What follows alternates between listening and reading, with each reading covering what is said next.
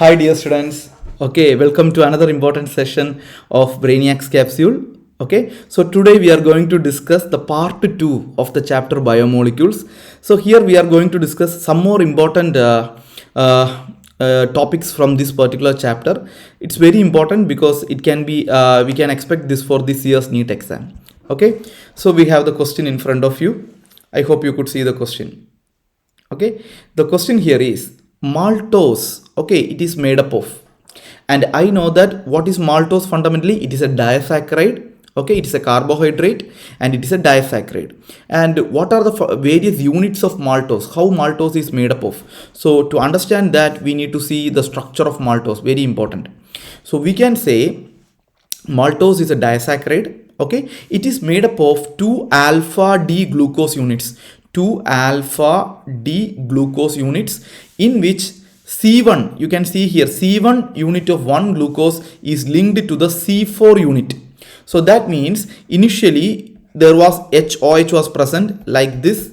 Okay, on heating it will remove water like this, and oxygen will be present at the center. So this is again our glycosidic bond.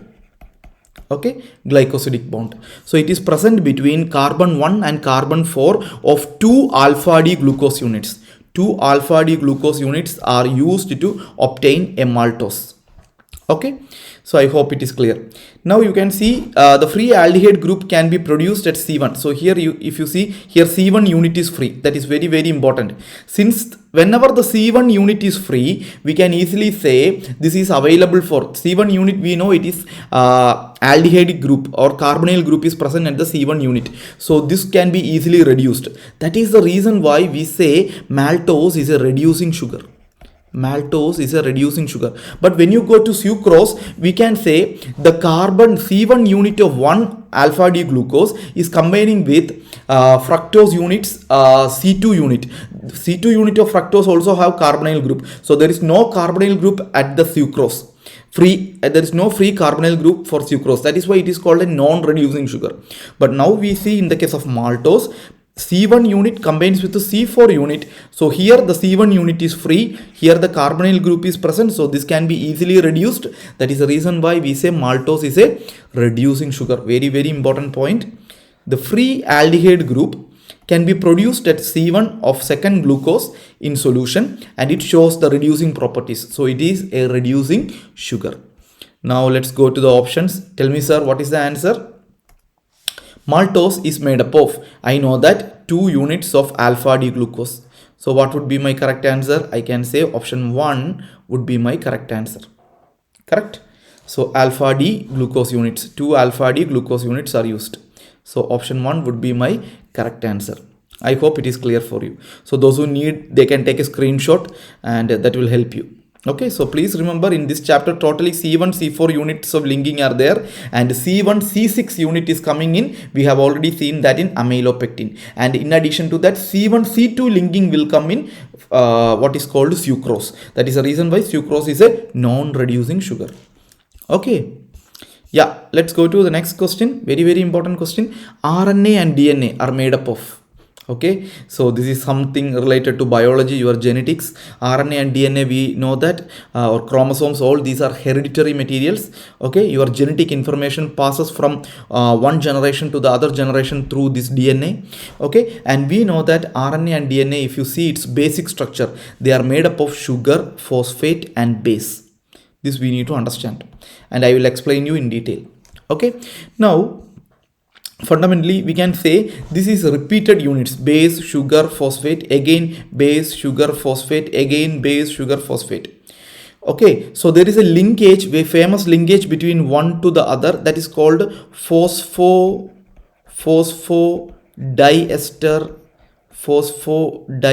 linkage. Phosphodiester linkage. This you need to remember. Okay, so there are basically 3 linkages we are learning. One is glycosidic linkage in carbohydrates. Then in amino acids we are learning phosphodiester bond. We are learning peptide linkage, and then we are learning in nucleic acids or in your RNA and DNA phosphodiester linkage.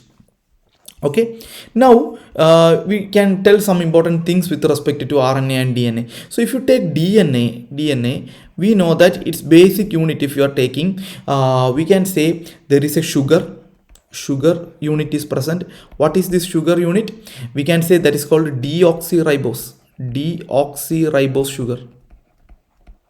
Okay, so it's a deoxyribose sugar, beta D deoxyribose sugar, and there is a phosphate group that is common for anything. So H3PO for a phosphoric acid or phosphate group is present. Then a base is present, base.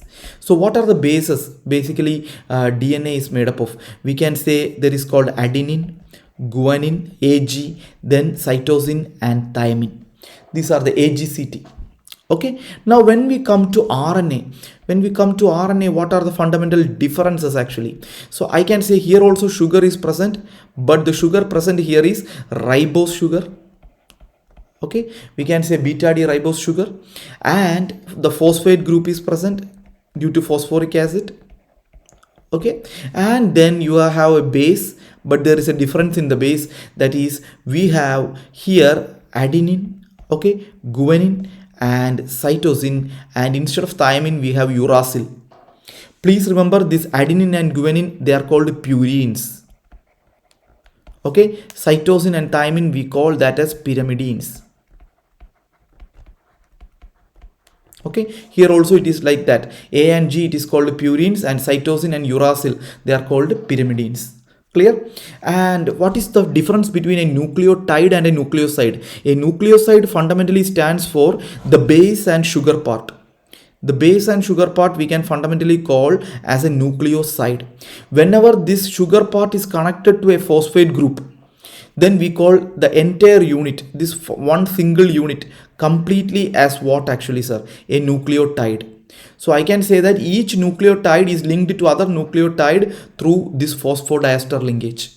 So the details you are learning in your biology session also, the double helical structure of DNA and how the different pairing happens.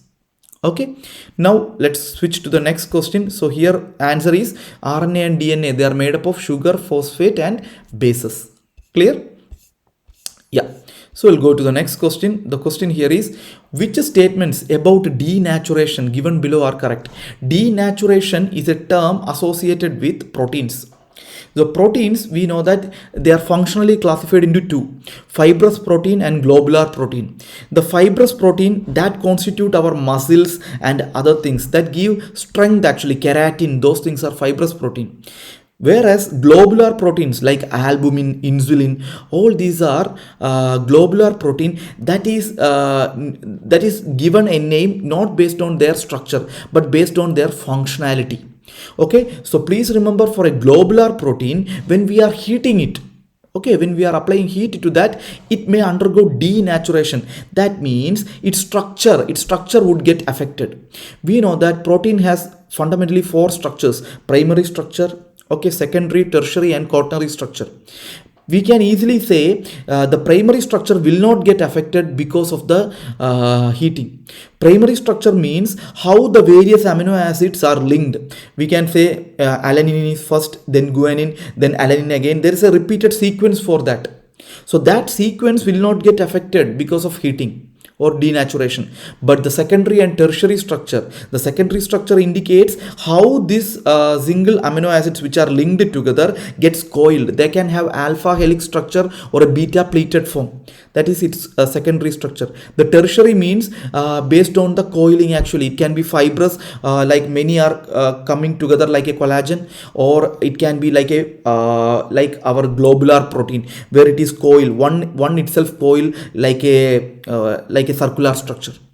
Okay, so we will go through the statements. The denaturation of proteins causes loss of secondary and tertiary structure of the protein. It's completely true. The tertiary and secondary and tertiary structure will get affected because of denaturation. Okay, the denaturation leads to conversion of the double-stranded DNA to single strand. It's very clear. If you take albumin or something, and like in our egg white it is present, you heat it, you can see it starts like moving like a coil, and it's coming in a linear strand. So that means decoiling happens. That is also true. Okay, now denaturation affects primary structure which gets distorted. Of course, this is a false statement. Why? Because the primary structure means how the various amino acid units are linked actually. It is like a code. First which amino acid comes, next which amino acid comes, and then what way it repeats. That will not get affected because of the heating. So I can say if you see this option A and B are true statements. So I can say option 4 would be my proper correct statement. Clear? Very simple question, but very important. Okay, now let's go to the last question for the day. The question here is D plus glucose react with hydroxylamine, yield an oxime. The structure of the oxime is. It's a very good question. Why I am telling that is when you have seen the actual structure of a glucose. So this is fundamentally a D plus glucose unit. So if you see this glucose unit, you can see an aldehyde group is present. We are learning in the chapter aldehydes, ketones and carboxylic acid that aldehydes can undergo, carbonyl group can undergo a set of reactions. One such reaction is it can react with hydroxylamine, that is nothing but NH2OH. Okay, so what it will form, how the reaction happens, the H plus will move out and the NH minus OH, this is my nucleophile here, this is my nucleophile. Now what will happen during the reaction? This carbonyl group undergo polarization. Polarization means the pi bond will move like this and a negative charge will come here, a negative charge will come here and a positive charge will come here because the pi bond here polarizes like this. When minus charge comes here, what will happen? The H plus unit will move to there. And when positive charge comes here, the nucleophile will come and attack the positive charge. And as a result, you will get a structure like this. Okay. Now please understand here heating also happens.